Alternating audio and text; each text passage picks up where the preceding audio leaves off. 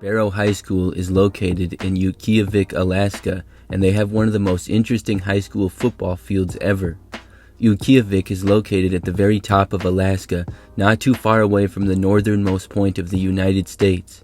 The football field is actually located a little ways from the high school and is the northernmost football field in the world. It's on this very narrow strip of land and is surrounded by water. There's not much of anything immediately surrounding the football field. The field is also blue turf with yellow end zones, which is weird, but to be honest, that's probably the most normal thing. It's located so close to the water on one side that it feels like a bad kick or pass could easily go in the water. Cold temperatures and lots of snow can also fall in the area, and as you can see on Google Maps, the field is completely covered in snow. There are also polar bears in the area, and they've been spotted at the field before.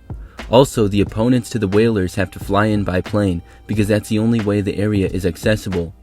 Overall, this might be the most interesting football field ever. Next, we have the Round Valley Endsphere. This is the only indoor high school football stadium. Located in Eagar, Arizona, it's the home of the Round Valley High School football team. The dome is owned by the high school and opened in 1991.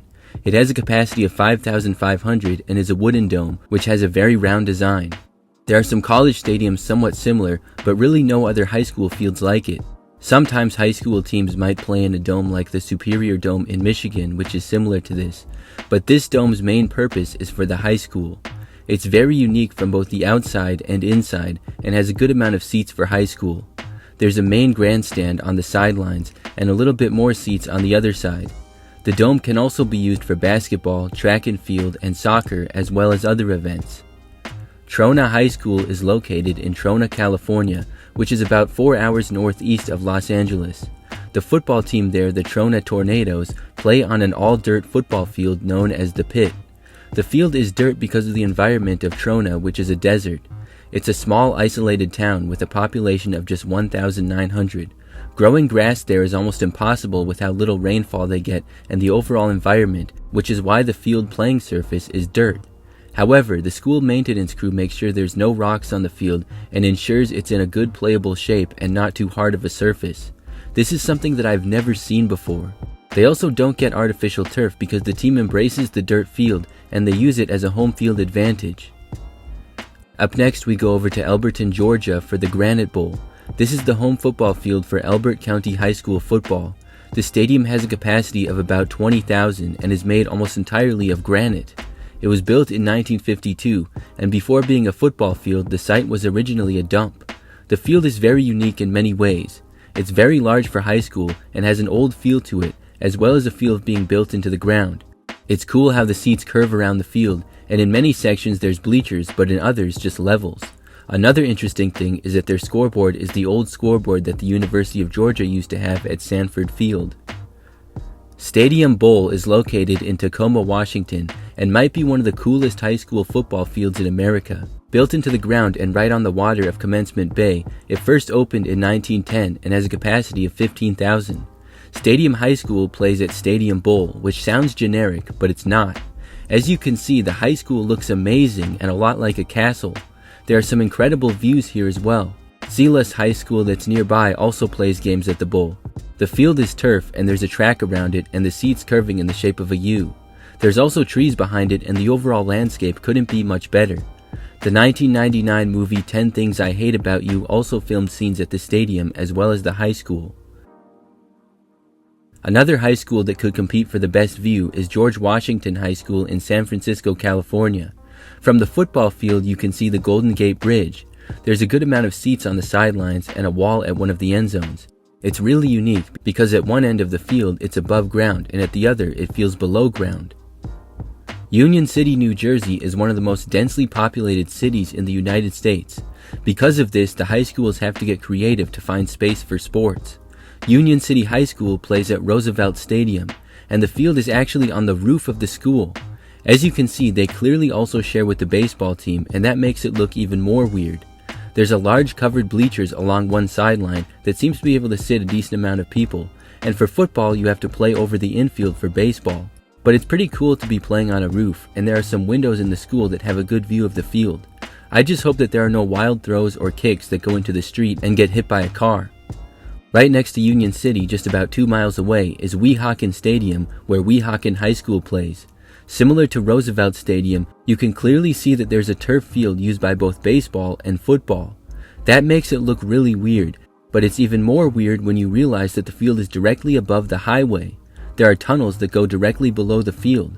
I'm curious if it gets really loud with car noises, but other than that, it looks very nice and has some great views of the nearby city. Up next is Allen High School in Allen, Texas. This field is weird for being probably the nicest high school football stadium in America. As many of you know, high school football is a big deal in Texas. They have really nice stadiums, but Eagle Stadium in Allen might take the cake. It opened in 2012 and has a capacity of 18,000. It's a true stadium though, with seats all around it, including an upper deck, which is insane to have at the high school level. Allen is typically a very good team as well and has several state titles since Eagle Stadium opened. Bristol, Tennessee High School plays at Bristol Municipal Stadium, also known as the Stone Castle. This stadium was built in 1934, and the stadium entrance quite literally looks like a stone castle. In fact, basically the whole exterior does. The capacity is 8,000, and inside the stadium it looks much more normal. Surrounding the field you can still see the stone castle though. The field is turf and has a good amount of seats for a high school. Overall, the exterior is probably one of the coolest in high school football. Francis Joseph Reitz High School is located in Evansville, Indiana. Right next to the school is the Reitz Bowl, which is one of the more interesting high school stadiums.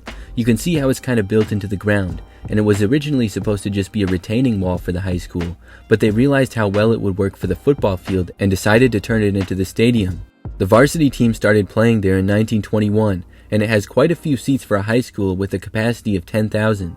As you can see, the seats kind of curve around from the main sideline to the end, and there's another section of seats on the other sidelines. It's in a very hilly area, and the field fits into the landscape really well. Hurley High School in Hurley, Virginia plays football at Smiley Ratliff Field. Located right behind the school, the field is nicknamed The Cliff, and I'm sure you can see why. In order to make this field, they blasted rock out of a mountain. The result was having a giant wall of rock surrounding two sides of the field. It looks pretty cool to see a giant cliff there. Some views of this high school football field just look insane, and it would be pretty cool to play there. The area has lots of hills, trees, and mountains, and it feels like it's way out in the country. Next, moving to Oklahoma, Guthrie High School plays at Jelsma Stadium. You can see that they have nice looking grandstands for seats on each sideline. Then they have a stone wall behind one end zone, which is pretty unique.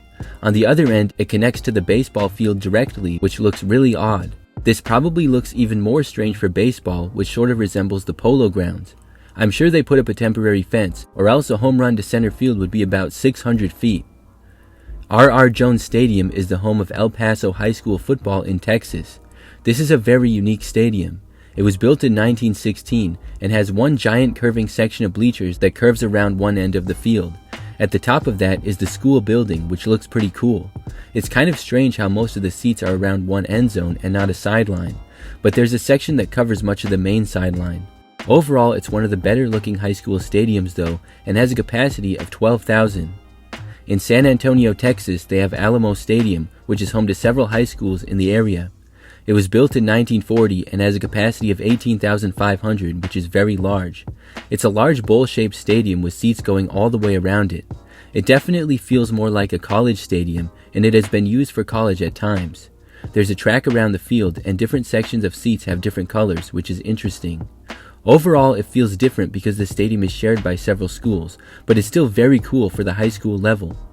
Finally, we have Monument Valley Stadium. This is located in Ulito Monument Valley, Utah. It's a very small town with a population of just 682 people, and as you can see, the stadium looks like it's in the middle of the desert.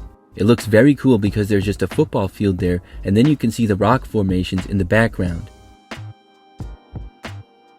If you've been to any of these fields, please leave a comment and let us know what it's like.